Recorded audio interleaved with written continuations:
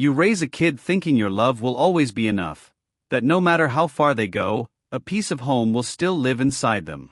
Turns out, sometimes that peace gets replaced by pride. My name's Daniel Foster.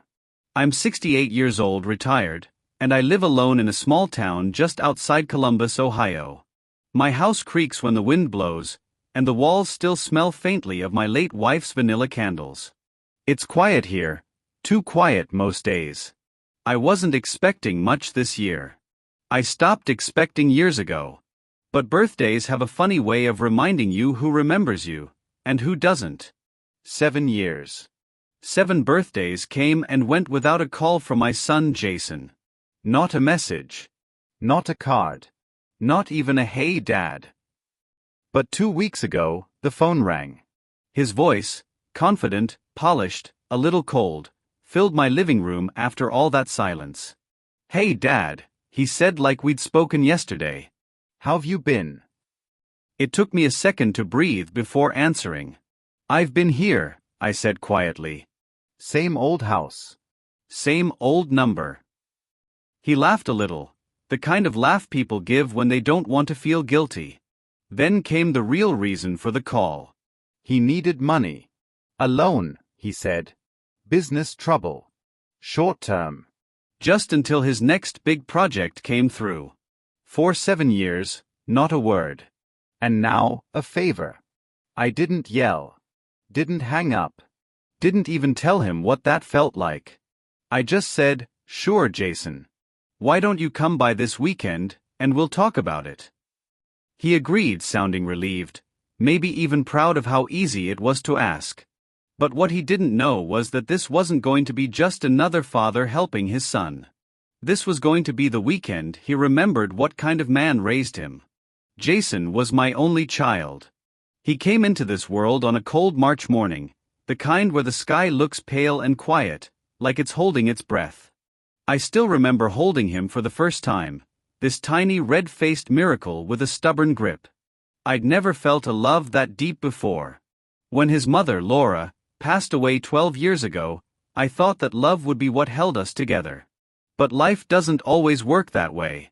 Sometimes grief doesn't bond people, it breaks them.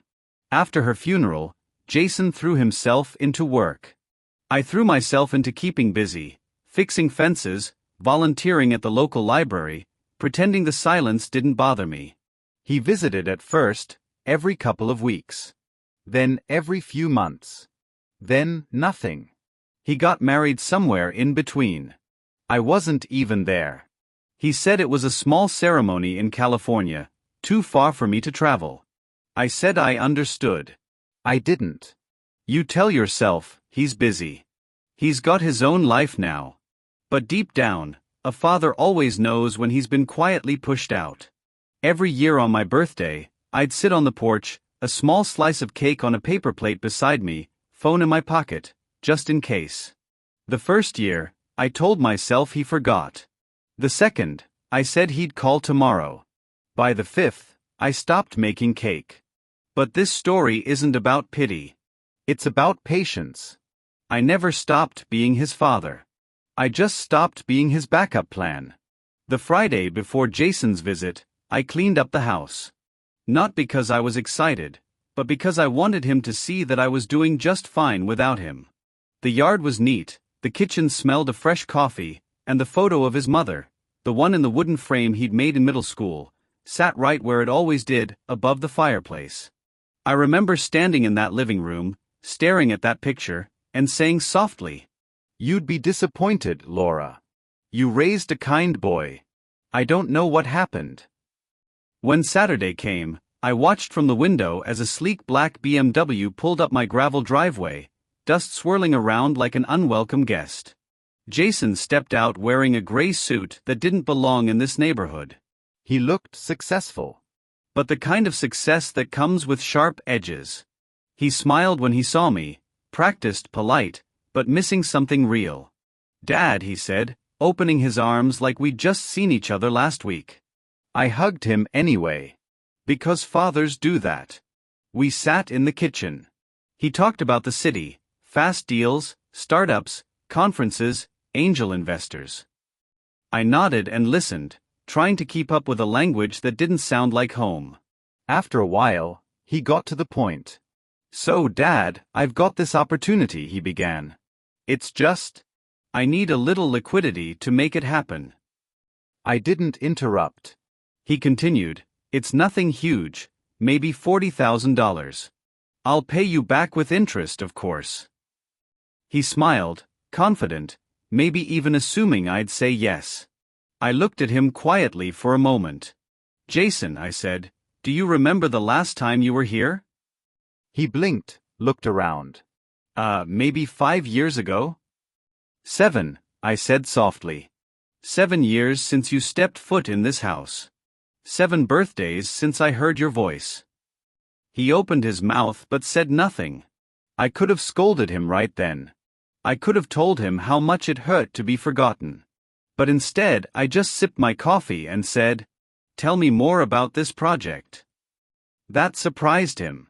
He probably thought I'd make it emotional, that I'd turn this into a father-son guilt trip. But I didn't. I wanted him comfortable, talkative, unaware of the quiet lesson forming right in front of him. He showed me spreadsheets, investor slides, even a glossy brochure on his tablet. It all looked polished, but something about it didn't sit right. It wasn't the numbers, it was his tone. He wasn't asking for help. He was expecting it. When you've lived long enough, you can tell when a person has learned to speak in transactions instead of truth. After he finished, he leaned back and smiled again. So? What do you think, Dad? You've always been smart with money. You could make a little return too. I stared at him for a long second before answering. I think it's impressive, I said. But I need a few days to think. He seemed fine with that. Maybe he figured it was a yes in slow motion. He left that afternoon, promising to call me midweek. As his car disappeared down the road, I stood on the porch and whispered to the quiet air. You're still my son, Jason, but you've got a lesson coming your way. That night, I pulled out an old shoebox from my closet. Inside were letters, ones Jason had written from college. Back then, he used to write about dreams, about wanting to make the world better. I smiled sadly reading those words. Somewhere along the line, the world made him colder instead. I didn't want revenge. I wanted understanding. But sometimes, to teach someone the value of love, you have to let them see what it feels like when it's gone. So I made a plan. A simple, quiet one. Not to humiliate him. Not to hurt him. Just to remind him that respect and love aren't loans, they're earned. A few days later, Jason called. Hey, Dad, did you get a chance to think about it? I did, I said calmly. Come by next weekend. I'll have your answer then. He sounded pleased. I could almost hear him smiling through the phone. Thanks, Dad. I knew I could count on you. I looked around my empty living room after hanging up, the old clock ticking softly. I used to think so too, son, I whispered. And that's how the next chapter began, not with anger, but with quiet resolve. The following week moved slower than usual. Maybe because I was thinking too much. Or maybe because I'd already decided what I was going to do, and patience has a strange way of making time stretch. Jason called twice before Saturday. The first time, just to check in. The second, to remind me how time-sensitive his deal was. He spoke with the same charm he used to win clients, but I could hear the strain behind it, a quiet desperation hiding under practiced words. When you're a father, you learn to recognize the tone your child uses when they need something. And you also learn when that tone has forgotten respect. Saturday morning came with soft rain. The kind that taps on windows like a whisper. I made coffee and waited. By noon, his car pulled into the driveway again, the BMW gleaming through the drizzle. He walked in with the same confident smile, wearing a leather jacket this time, shaking off rain like he owned the place. Hey, Dad, he said. I brought some of those pastries you like from that bakery in town. I smiled. That's thoughtful, son. Haven't had those in years. He didn't realize it was 7 years, but I did. We sat down in the living room. He placed his tablet on the coffee table and opened the same presentation again, talking fast, filling the silence with numbers and promises. I let him finish. Then I leaned back and folded my hands. So tell me, I said gently, what happens if the deal fails? He blinked. It won't. But worst case, I'd pay you back within 6 months. I nodded slowly. You know, your mom used to say something, that trust is like credit. You spend it too fast, and one day, you'll find out the bank's closed. He gave a faint smile, not sure if it was a joke or a warning. I stood up and walked toward the kitchen. I'll be right back, I said. When I returned, I placed an old wooden box on the table. Jason raised an eyebrow. What's that? This, I said softly, is the box I used to keep your report cards, your birthday cards, and every letter you sent me from college. He looked uncomfortable. Dad, I didn't mean to. I know, I interrupted gently. You were busy. Life happens. People forget. I paused. But I don't forget, Jason. That's both my gift and my curse. He stared down at the table.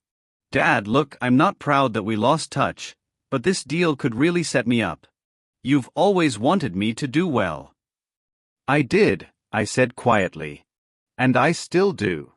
But success built on forgetting where you came from never lasts. The room went still. The rain outside had stopped, replaced by the faint ticking of the wall clock. He sighed, trying to shift the mood. Dad, I'm not asking for charity. It's a loan. You'll get every dollar back. I smiled faintly. I know, son.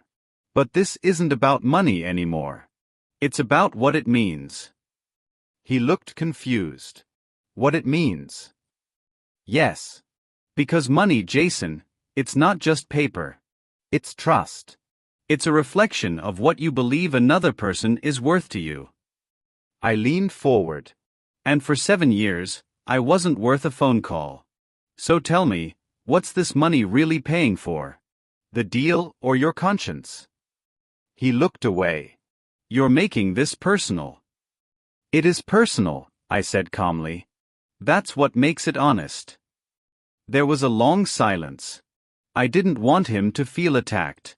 I wanted him to think. So I said, let's do something. Spend the weekend here. No phones, no business calls. Just stay. Let's eat dinner, talk like old times. On Monday, I'll give you my decision. He hesitated. Dad, I insist, I said gently. Sometimes slowing down helps you see clearer. He reluctantly agreed. That night, I cooked his favorite meal, roast chicken with mashed potatoes and gravy, just like Laura used to make. The same recipe we used on his birthdays. We ate mostly in silence. He seemed distracted, checking his phone every few minutes. Finally, I asked, still working even on weekends? He smiled nervously. It never stops, Dad. That's the hustle. The hustle, I repeated softly. I guess that's what people call running away from peace these days. He didn't answer. After dinner, I brought out a small chocolate cake, nothing fancy, just something simple from the local store. I placed a single candle on top and lit it. He frowned. What's that for? I smiled. It's for all the birthdays you missed, son. I figured I'd celebrate one on your behalf. He looked down at the candle. His throat tightened. Dad, he started, then stopped. Go ahead, I said. Blow it out. Make a wish. He hesitated, then leaned forward and blew. The tiny flame went out, leaving a faint trail of smoke between us. Later that night, I found him sitting outside on the porch, staring into the dark yard. I joined him quietly. He spoke first. I didn't mean to stay away that long. After Mom died, I just couldn't come back here. Everything reminded me of her. I know, I said softly. It reminded me too. But I stayed. He nodded, his eyes glistening. I thought success would make it easier. But it didn't. It just made me feel emptier. I looked at him. That's because success without gratitude is just noise, Jason. It fills the air but not the heart. He didn't respond. But I could tell. The words were landing. The next morning, I woke up early. Made breakfast, eggs, bacon, toast. Jason joined me, looking tired but quieter, more grounded. Over coffee, I said, "I've decided about your loan." He straightened up, hopeful. "But before I give you an answer," I continued, "I want to show you something." I led him to the garage. On the far wall hung Laura's old bicycle, the same one she used to ride around the lake every summer. She saved every paycheck until she could afford that bike, I said. Not because she needed it, but because she wanted to earn it. I turned to him. If you truly believe in your project, you'll earn it too. Without shortcuts. Without favors. Without forgetting who helped build your foundation. His jaw tightened. So that's a no? It's not a no, I said quietly. It's a chance to remember what real work feels like. Come help me next weekend. We'll clean the yard, paint the fence, fix the shed. You do that, and I'll see about the loan. He looked stunned. You want me to do chores? I smiled.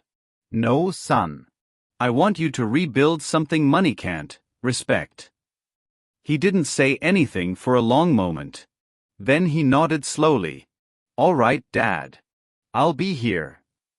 After he drove away, I sat on the porch again, the same place I'd spent all those birthdays waiting for him to call. This time, though, I wasn't waiting. I was preparing. Because my revenge wasn't about denying him money, it was about giving him something far more valuable, a mirror.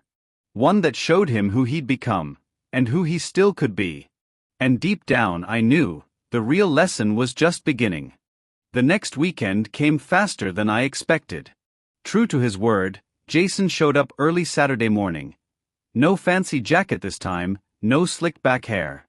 Just jeans, a gray hoodie, and a look that told me he wasn't quite sure why he was there. I watched from the porch as he parked his car and got out, stretching his shoulders like a man preparing for something unfamiliar. "Morning," I said, raising my coffee mug. "Morning, Dad," he replied, rubbing his hands.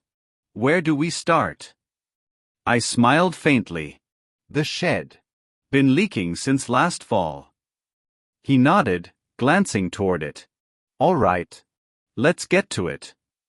The old shed stood at the far end of the yard, surrounded by weeds and memories. Inside were the remains of years gone by, Laura's gardening tools, old paint cans, and boxes of photos. As Jason began clearing the shelves, he found an old hammer with my initials carved into the handle. He turned it over in his hand. "Did you really carve this yourself?" "Yeah," I said. "Didn't have much money back then." "But when you make something with your hands, you remember what it cost you." He smiled faintly, then got back to work. For a while, the only sound was the scraping of tools and the creak of old wood. It was quiet, but it was the kind of quiet that heals. By noon, we had fixed the roof and repainted half the wall. Jason's hands were covered in paint, his shirt soaked with sweat. When we took a break, I handed him a cold lemonade. He sat down on the porch steps, breathing hard. "Man," he said with a grin, "I forgot what real work feels like." I chuckled. Most people do. That's why they think struggle is punishment, not training.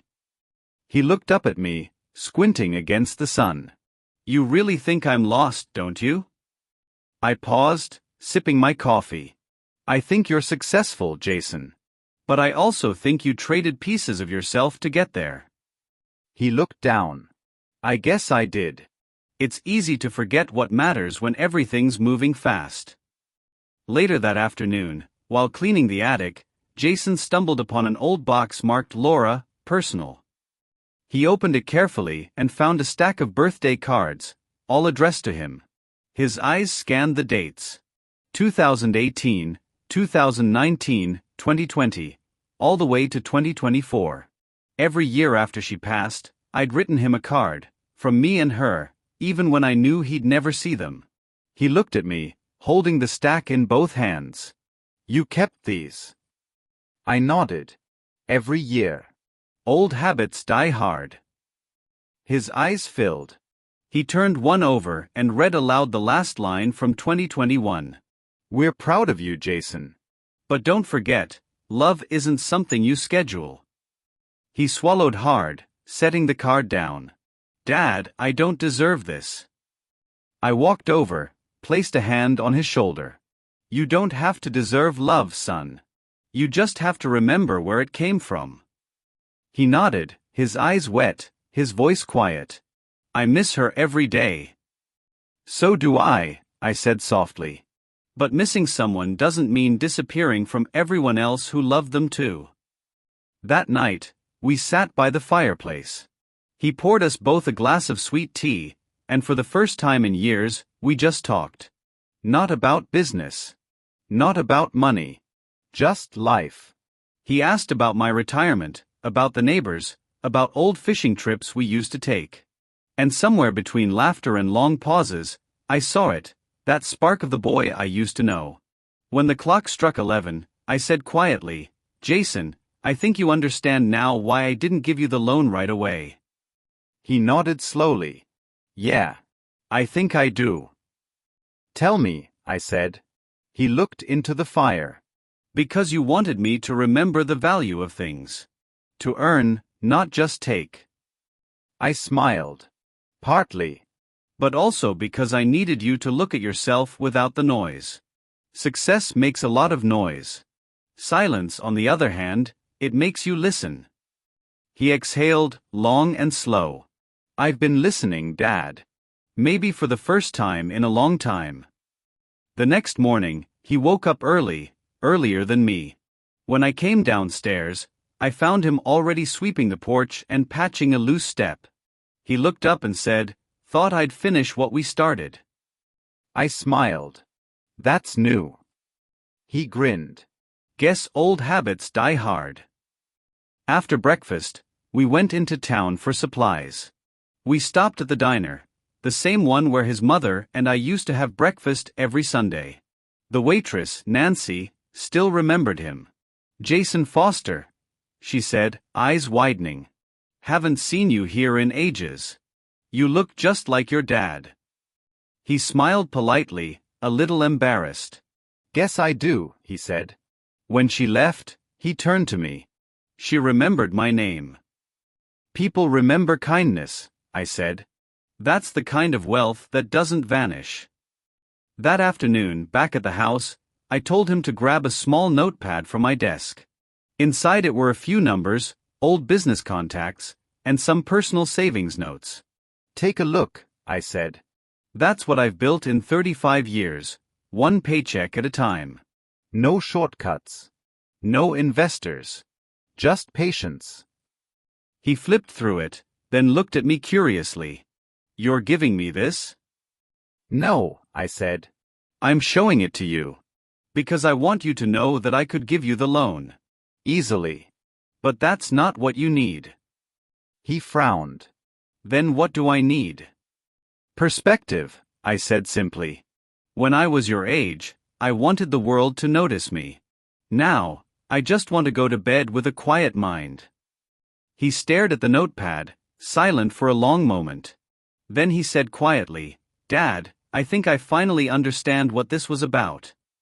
"Say it," I said. He looked me in the eye. "You didn't want to punish me. You wanted to teach me what I forgot, gratitude." I nodded. "Exactly. That's my revenge, Jason. Not anger. Not payback. Just a mirror. Because when you finally see yourself, that's the sharpest kind of truth." That evening, as the sun dipped low over the field, Jason walked outside and stood near the fence. He called someone. I could hear parts of the conversation through the window. "Hey, it's me," he said softly. "I'm pulling out of the deal." "Yeah, I know what that means." "No, it's not my dad's fault. It's mine. I've been chasing the wrong kind of success." He hung up, stood there quietly, then came back inside. His eyes were tired, but his shoulders looked lighter somehow. "I ended the deal," he said simply. I nodded, hiding my surprise. "You sure?" He smiled faintly. "Yeah. I think I'm done buying peace with stress." I poured him a cup of coffee. "Then maybe you're richer than you think." That night before bed, he knocked on my door. "I know you didn't want to lend me the money," he said. "And I understand why now. But can I ask one more thing?" "Sure," I said. He hesitated. "Can I come by next weekend again?" "Not for work. Just to visit." I smiled, the kind that comes from deep inside.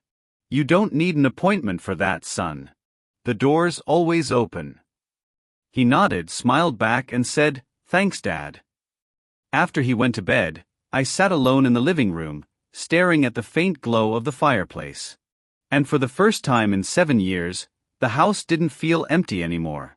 The next morning, he packed up to leave. Before he got into his car, he turned to me and said, "You know, Dad, when I first called you, I thought I was coming here for money. But I think what I really needed was to find you again." I smiled. "Maybe you did." He took a deep breath, then added, "You're a better man than I gave you credit for." I chuckled. "Took you long enough to notice." We both laughed, and for a moment I saw him, not as the man he'd become, but as the boy who used to sit on my shoulders, shouting at the world. He waved, got in the car, and drove off down the road, the same road he once left without looking back. This time, though, he slowed at the end, looked in the mirror, and smiled. Jason didn't call for 3 weeks after that day. Not to ask about the paperwork. Not to explain himself. Not even to apologize. And that was fine. I'd lived enough life to understand that silence has its own way of teaching lessons words never could. During those 3 weeks, I cleaned up my workshop. The one behind the garage where I used to fix things. Old clocks, radios, sometimes just my own thoughts. I hadn't been in there much since Linda passed, but something about that quiet confrontation had woken up a part of me I thought was gone. Maybe closure isn't something you wait for. Maybe you build it, piece by piece, with whatever's left. Then, one rainy evening, my phone rang again. His name showed up on the screen, Jason. I let it ring 3 times before picking up. "Hey, Dad," his voice was softer now. You really meant it, huh? About the loan." "I did," I said, my tone steady. "I meant every word." There was a pause. The kind that sits heavy between people who once shared everything. He sighed. "I just thought maybe you were bluffing. That you'd still help me out like always." I smiled faintly. "That's the problem, son. You thought I'd always be here to save you. You never stopped to wonder what happens when a man decides to save himself instead." He didn't respond right away. I could hear his breathing, a little uneven, maybe frustrated, maybe ashamed. "I messed up," he finally said. "I know I haven't been around. I know I forgot a lot of things. Birthdays, calls, you. I was so focused on not being you that I didn't realize I'd become someone worse." For a second, I felt my throat tighten. It wasn't the apology I had dreamed of, it was the one I needed. "I didn't want your money, Jason," I said. "I wanted your honesty. And maybe your respect. But I can't demand those things. You have to find them yourself." He exhaled slowly. "I understand." There was another silence. This one softer. Not angry, just real. Then he said, "I'm sorry, Dad. I'll fix it. Somehow." I didn't tell him I forgave him right then. Forgiveness isn't something you hand out like change. It's something that grows when both sides finally start watering it again. After we hung up, I sat by the window. The rain had stopped. The streetlight outside flickered, casting a faint golden hue over the front yard. The same yard where Jason had once played catch as a boy. That night, I wrote him a letter. Not long. Just a few lines. "Jason, I don't need repayment. What I needed was recognition, not for what I gave, but for what I endured. A father's love isn't measured by what he spends, but by how long he waits. I'm done waiting. It's your turn to call. Dad. I sealed it, left it by the front door for the morning mail, and went to bed with a strange sense of peace. For the first time in years, I didn't feel forgotten. I felt free. It's been 6 months since that night. The house still creaks the same. The coffee still tastes the same. But I don't. Something inside me shifted. For years, I kept that space in my heart, the one reserved for Jason, open and waiting. I filled it with memories, letters, and unspoken words. Now it's not empty, it's just peaceful. He calls me every Sunday now. Sometimes we talk about small things, the weather, his work, how the Cleveland Browns are still breaking hearts. Other times, we talk about real things, regret growing older, what it means to be a man. He hasn't asked for money again. And I haven't brought up those 7 forgotten birthdays. Some truths don't need repeating once they've been understood. One Sunday he asked me, "Dad, do you ever wish things were different?" I thought about it for a long moment. Then I said, no. I just wish we'd learned sooner what we know now. That time isn't what heals people. Effort does. He went quiet, then said, "I'm still learning, Dad." I told him, good. Keep learning. After that call, I sat on the porch with my coffee and watched the sunset melt over the cornfields. The world looked softer than it used to, or maybe I was finally looking at it without the fog of disappointment. See, when people hurt you, especially the ones you love, your first instinct is to make them feel it back. You want them to know the weight you've carried. But real strength isn't in returning pain. It's in showing that you can live without it. The older I get, the more I realize, revenge doesn't have to be loud. It doesn't need fire or fury. Sometimes it's just the quiet sound of your own peace returning. That's what I found. Not revenge in the way people imagine it, but something far more lasting. A silence that speaks louder than shouting. A calm that unsettles the guilty more than any punishment could. And if you ask me now, was it worth it? I'll say yes. Every moment. Because the lesson wasn't for him alone, it was for me too. Forgiveness isn't weakness. It's just choosing not to drink the poison twice. So, to anyone listening who's waiting for someone to say sorry, stop waiting. Let the silence do the talking. Live your life. And when the time comes, they'll hear that silence louder than any words you could ever say. Sometimes, silence really is the best revenge.